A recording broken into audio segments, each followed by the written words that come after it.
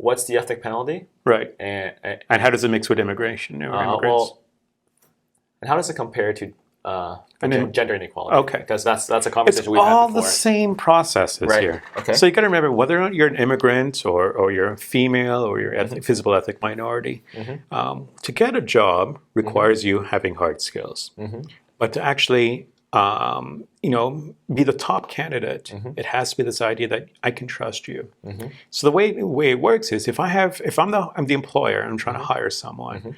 I have very little meaningful interaction with a particular group, whether it's female, ethnic minority, or immigrant. In other words, I don't have any meaningful interaction. I don't trust that group because I have very little meaningful interaction. There's minimal homophily. Much. And there's a lack of trust. Right. I'm going to hire the candidate who I trust more versus the candidate I don't trust as much. Because they signal to be in the same tribe, at least. And I mean, that's one way to think about it. Right? And the way it gets played out in the sort of work is, let's just say you have 10 productivity points, and I have 15 productivity points.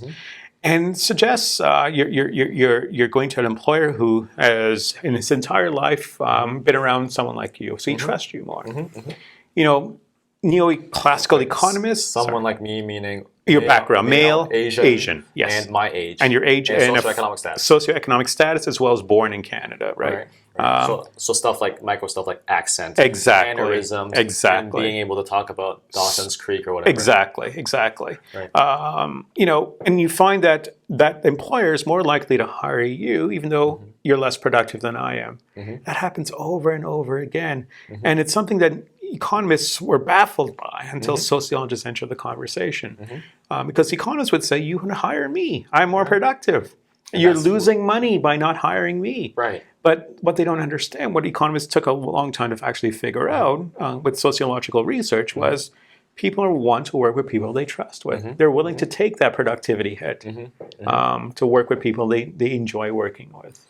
This sounds like the classical conversation of rational choice, right? That, economists think everything should be done in a calculated, rational, utilitarian kind of way. Right. But when sociologists come in, it's like, no, emotions, trust. Exactly. This plays a role, major role. So, right. Yeah. So, I mean, if we're to slap a percentage on the ethnic penalty, right?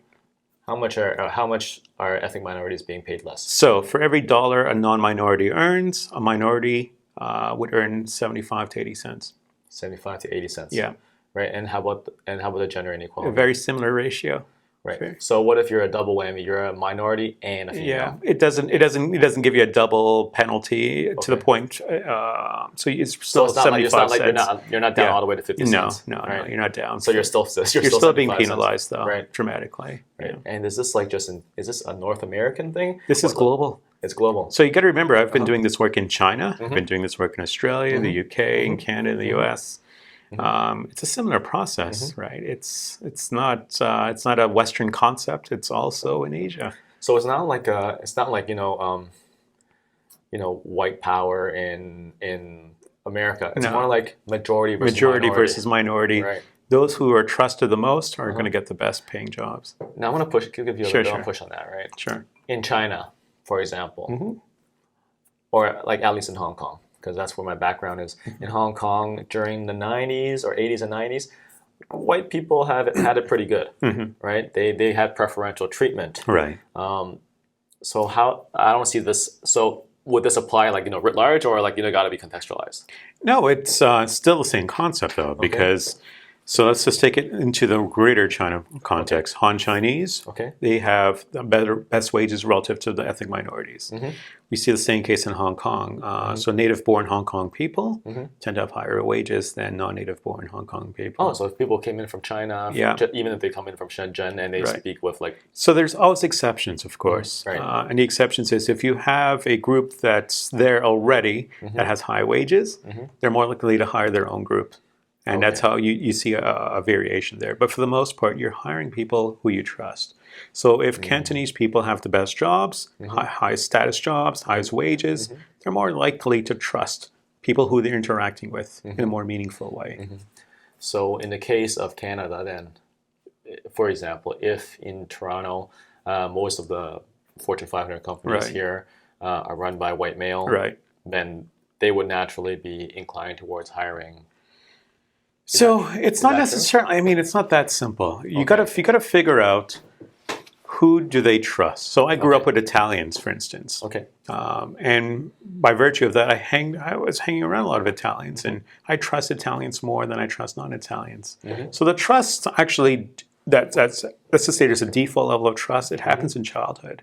So who you hang around before the age of 14, for instance, your meaningful friendships and relationships at those ages. Okay. So that's where you why you're establish from the that 0 to trust. 14 thing, Yeah. like the soft skills. The soft really skills develop there are so important. Right. So that you can predict. You can predict so much. The odds of who you're going to marry, the odds of your wages, the odds of who you trust and don't trust, your unconscious biases, your implicit associations. You can predict most of this from a very young age. And so it's interesting how those formative years sets the tone for future years.